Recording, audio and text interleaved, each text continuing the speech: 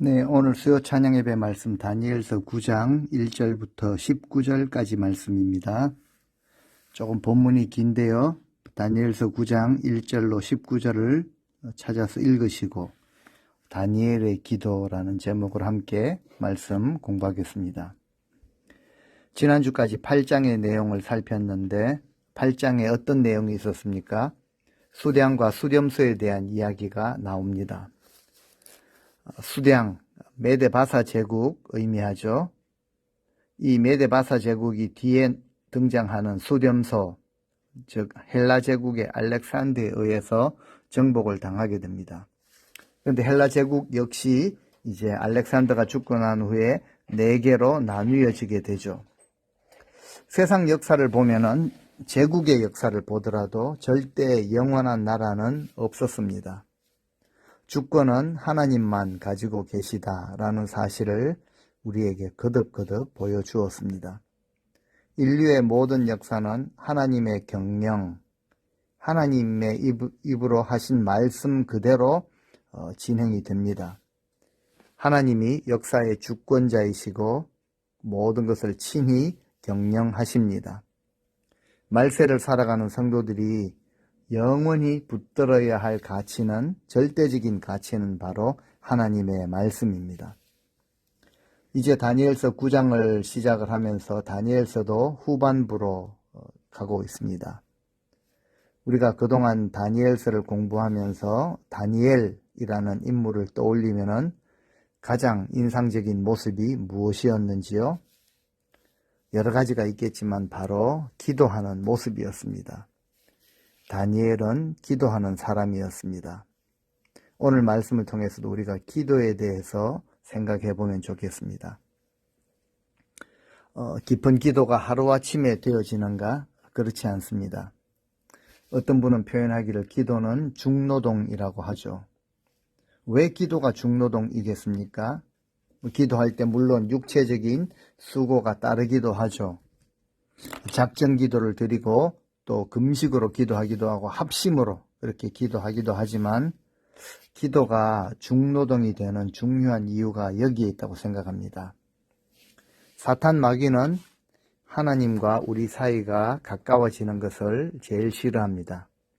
그래서 수단과 방법을 가리지 않고 방해 공작을 하죠.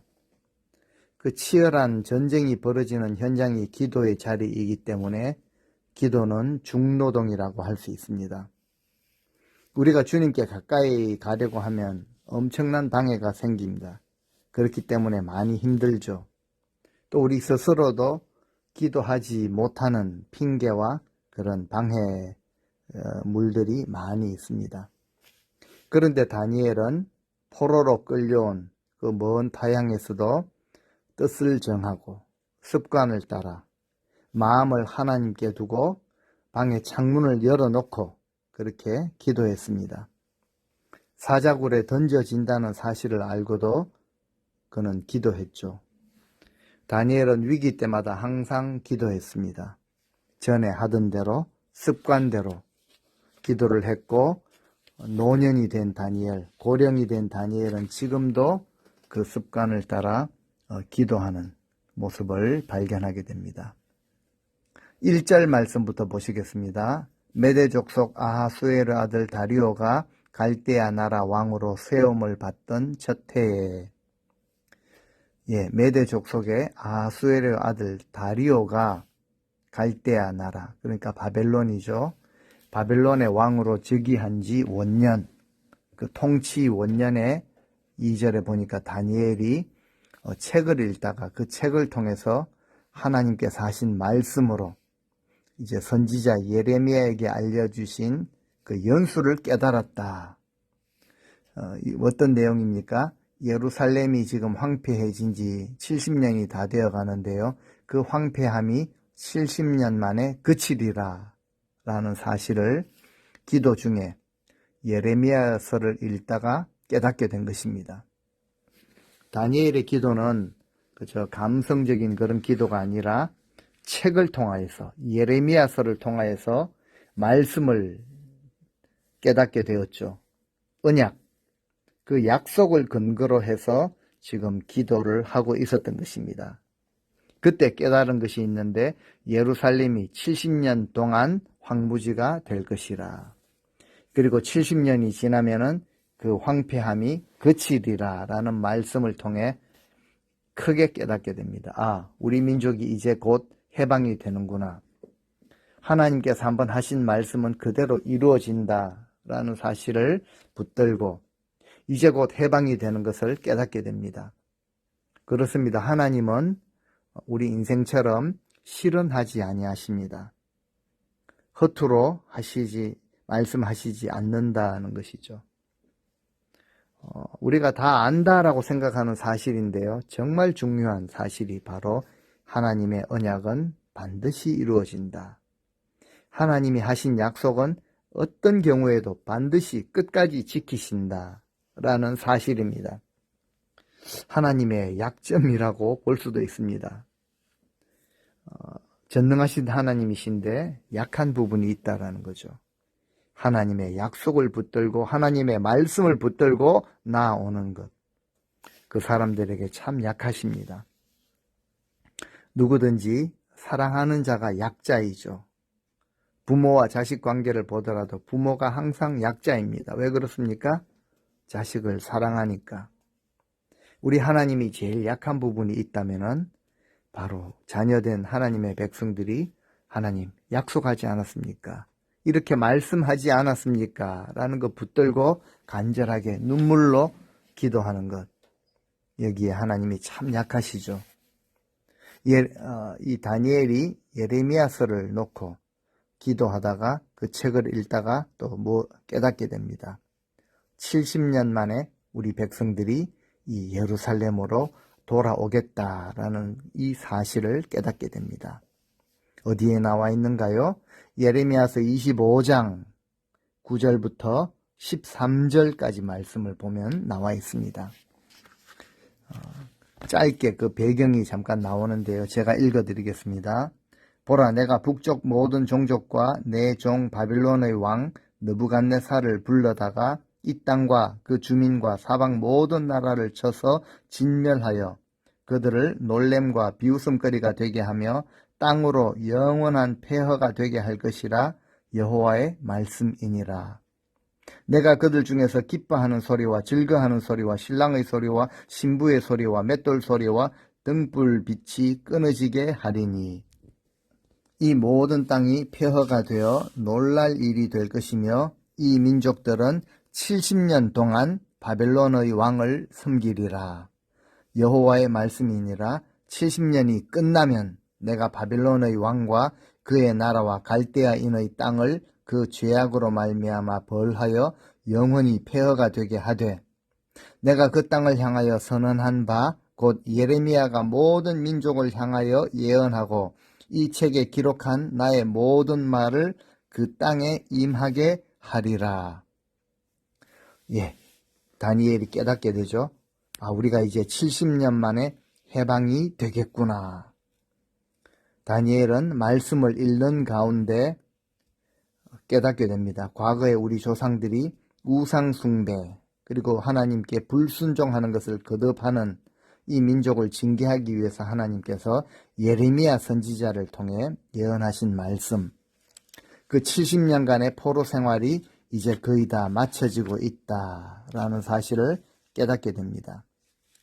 그렇다면 이것은 아주 기쁜 소식, 놀라운 소식, 즐거운, 좋은 소식이 될 것입니다. 그런데 3절을 보니까 이 다니엘은요, 금식하며 베옷을 입고 죄를 뒤집어 쓰고 하나님께 기도하고 간구하기를 결심하고 라고 되어 있습니다.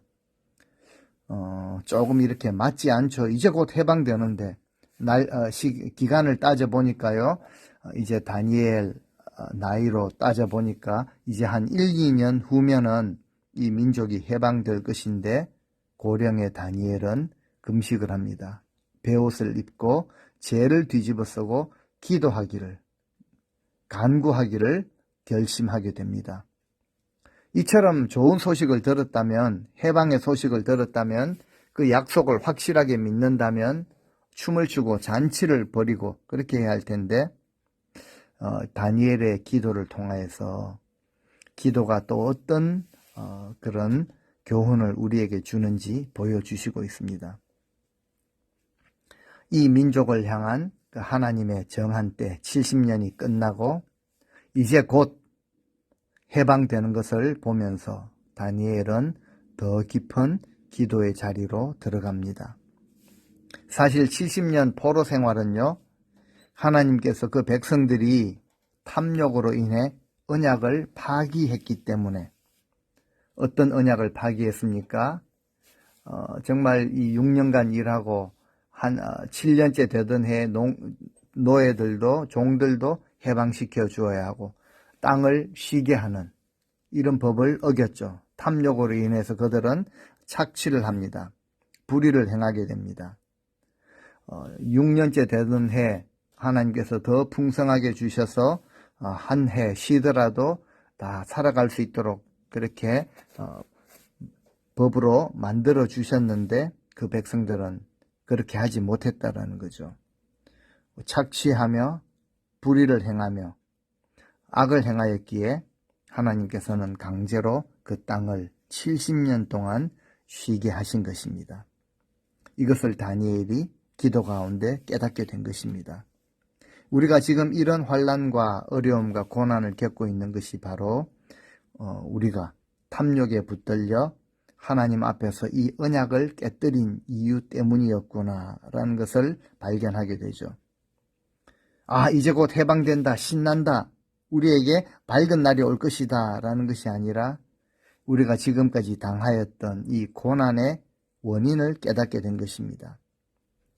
우리 인생은 늘 내 문제가 해결되는 것, 고난이 해결받는 것, 이것에만 관심을 가지지만 오늘 다니엘은 기도하다가 말씀을 통하여서 정말 놀라운 기쁜 소식을 발견하였지만 오히려 금식하며 죄를 뒤집어쓰고 더 깊은 기도의 자리로 들어가게 됩니다.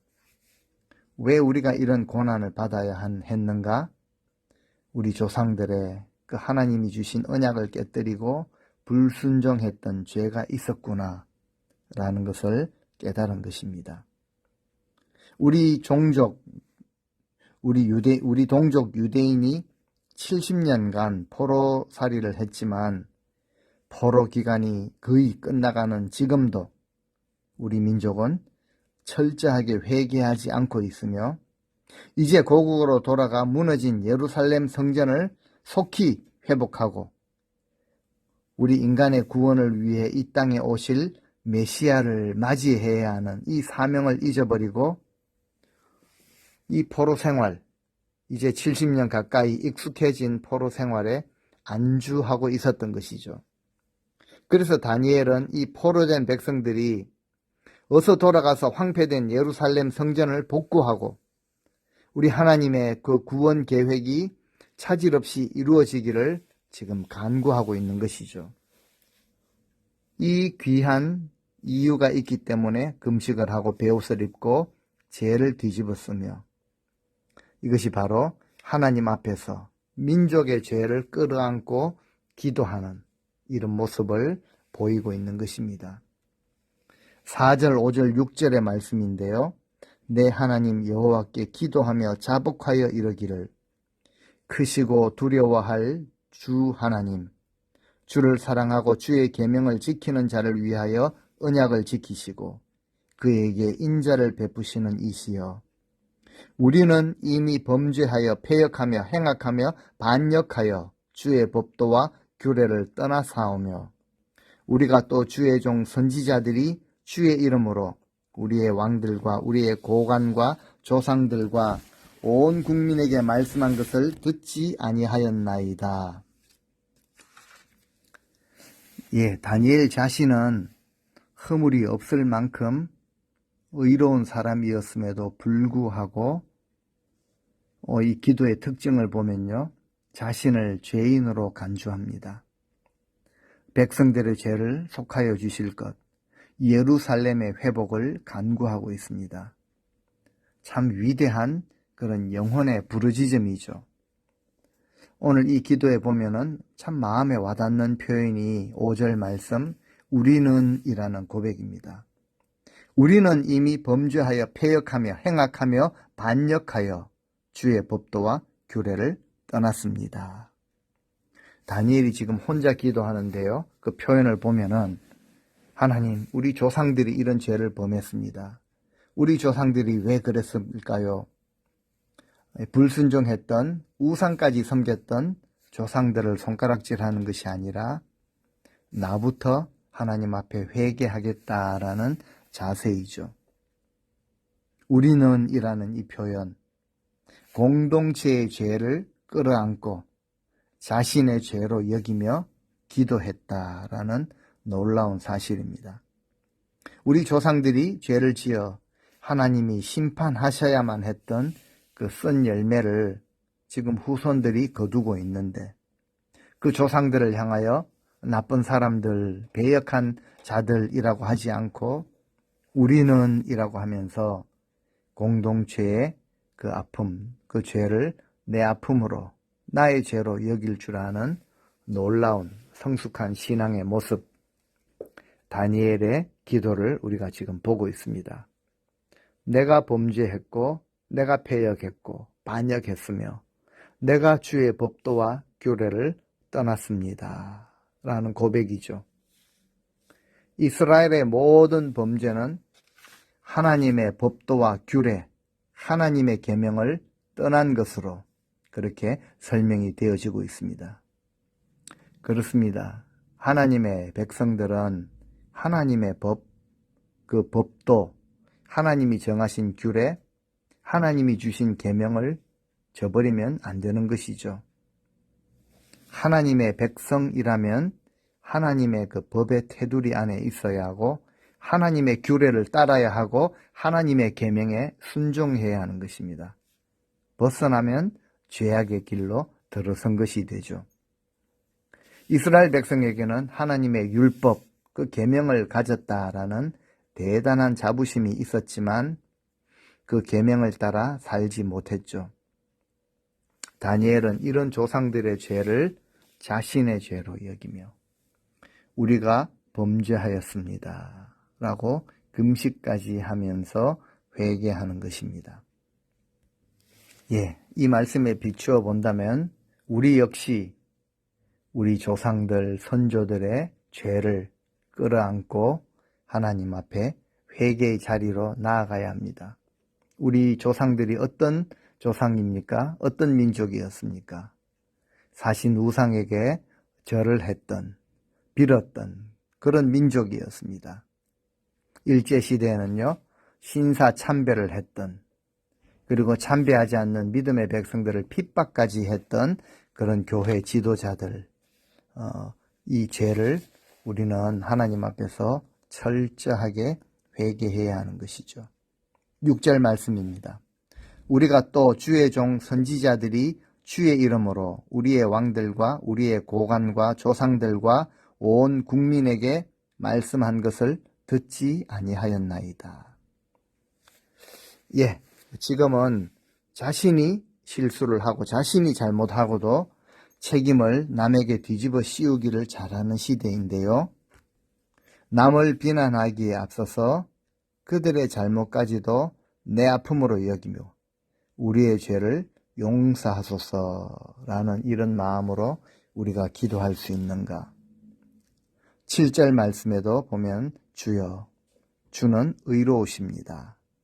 그러나 지금 우리에게는 부끄러움이 가득합니다. 유다와 예루살렘과 모든 이스라엘 백성이 부끄러움을 당했습니다.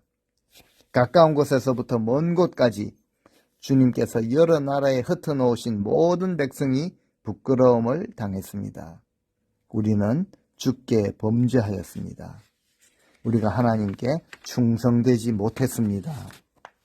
계속 회개하죠. 8절 주여, 우리와 우리의 왕들과 지도자들과 조상들이 부끄러움을 당했습니다. 그것은 우리가 주님 앞에 죄를 지었기 때문입니다. 9절 하지만 하나님께서는 우리를 불쌍히 여겨 주셨습니다. 우리가 주님을 배반했을 때에도 주님은 우리를 용서해 주셨습니다. 10절 말씀에 그런데도 우리는 우리 하나님 여호와께 복종하지를 못했습니다. 하나님께서 여호와의 종인 예언자들, 선지자들을 통해 우리에게 주신 그 가르침을 우리는 따르지도 않았습니다. 다니엘은 기도 가운데 반복적으로요, 백성들의 그 죄, 그리고 죄의 결과로서 그들이 당했던 그 모욕들, 이것을 하나님의 용서와 긍휼과 자비하심과 이 대비를 시키고 있죠. 즉, 우리는 하나님의 구원을 구할 수 있는 자격이 전혀 없었지만 오직 하나님의 무조건적인 은혜, 긍휼 가운데 우리가 구원을 받게 되었습니다. 라는 사실을 비교하면서 계속 고백하는 것이죠. 긍휼이라는 단어, 이 여성의 자궁이라는 그런 단어에서 유래가 되었습니다. 이 말의 뜻은요, 긍휼이라는 말의 뜻은 그 언약 백성을, 이스라엘을 향한 하나님의 사랑이 어떤 사랑인가라는 것을 보여주고 있죠. 임신한 여성이, 어머니가 자신의 태아에 가지고 있는 태아를 향한 그 무한한 애정과 사랑, 그 마음, 애타는 마음과 같다라는 거죠. 하나님이 그 백성들을 향해 가지고 계신 마음이 바로 이런 어머니가 복중의 아기를 향하여서 가지는 사랑과 같다라는 것을 우리는 알 수가 있습니다. 이런 하나님의 사랑에 호소하며 계속 구하고 있습니다. 11절, 모든 이스라엘 백성이 주님의 율법을 따르지 않았습니다. 그들 모두가 주를 배반하고 주님의 뜻을 어겼습니다. 그래서 우리에게 하나님의 종 모세의 율법에 적힌 저주와 심판이 주어졌습니다. 그것은 우리가 주께 죄를 지었기 때문입니다. 결국 이스라엘의 모든 범죄는요, 이 세 가지로 요약이 됩니다. 율법을 범했고 불순종하였고 또 회개하지 않았습니다. 라는 이 죄악이죠. 12절, 그래서 주께서 우리에게 큰 재앙을 내리셔서 우리와 우리 재판관들, 지도자들에게 하신 그 말씀을 다 이루셨습니다. 예루살렘에 내린 이 재앙과 같은 것은 이 땅 위에 일어난 적이 없었던 그런 재앙이었습니다. 13절, 이 모든 재앙이 모세의 율법에 적힌 대로 우리에게 닥쳤습니다. 그런데도 우리는 죄의 길에서 돌이키지 않았습니다. 주님의 진리의 말씀에 귀 기울이지 않았습니다. 라고 고백하죠. 이 구절은 백성들이 당하는 현재의 고난이 이미 하나님께서 주신 그 언약을 깨뜨린 것에 대해 하나님의 심판으로 주어진 고난이다 라는 것을 깨닫고 하나님 앞에서 구원의 그 은총을, 긍휼을 얻기 위하여서 회개하였어야 한다라는 것을 의미하죠. 그럼에도 그 백성들은 마음이 강팍하여서 회개하지 않았습니다.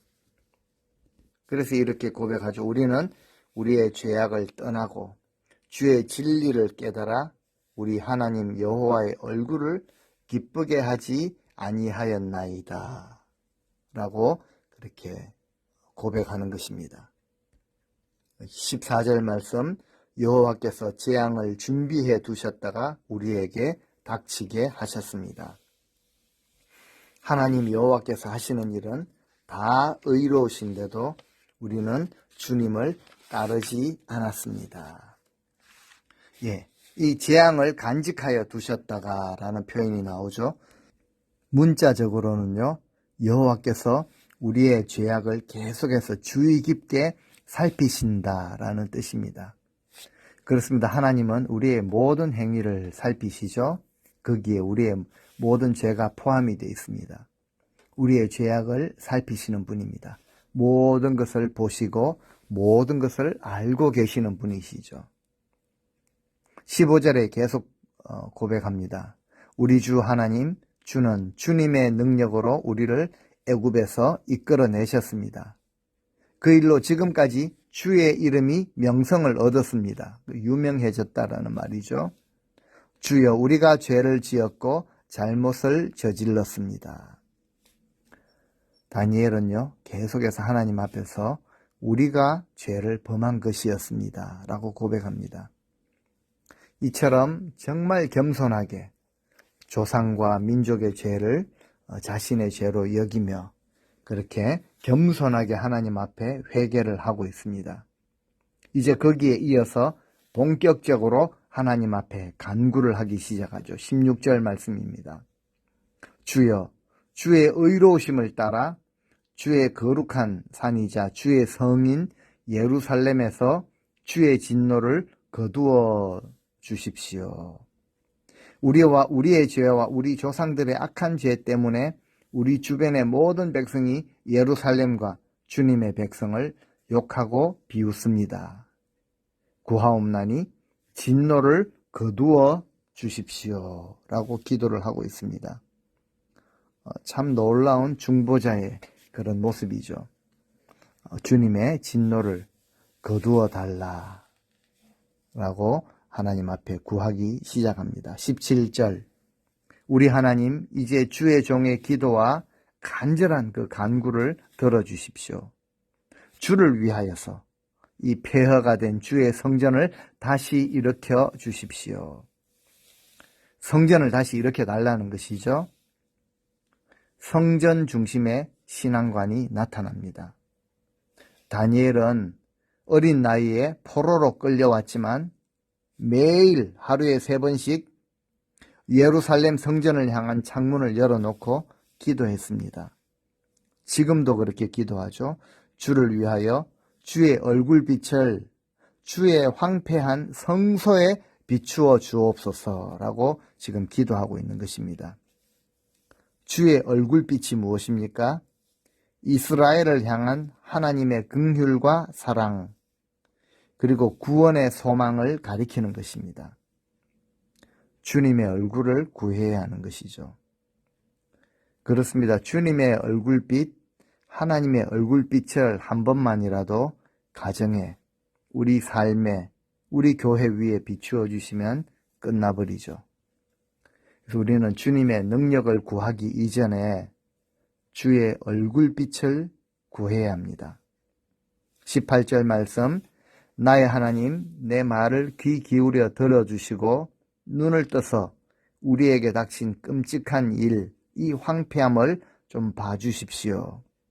우리가 도움을 받을 만해서가 아니라 우리에게는 아무런 그런 정말 어떤 공로도 없지만 오직 하나님의 크신 자비하심을 의지해서 하나님의 그 언약을 붙들고 내가 지금 기도합니다.